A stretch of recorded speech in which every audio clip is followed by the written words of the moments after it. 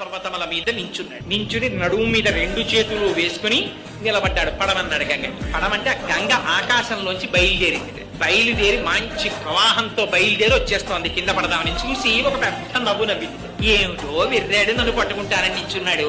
అందుకని ఈయనకి ఇచ్చే కానుక ఏమిటంటే, నేను మొసళ్లతో, తాబేటికాయలతో, ఎండ్రకాయలతో, చేపలతో పైనుంచి కింద పడి ఈయన అహంకారం పోయేటట్టుగా ఈయన్ని కూడా పాతాళానికి ఈడ్చుకుపోతానండి.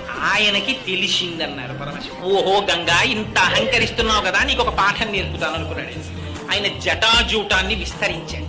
ఆ పైనుంచి గంగ ఒక్కసారి ఆ జటాజూటంలోకి పడి 1 సంవత్సర కాలం అయిపోయిందిట. ఒక నీటి చుక్క కింద పడలేదు. ఆ జటాజూటంలో తిరుగుతూనే ఉంది పాయల నిండా.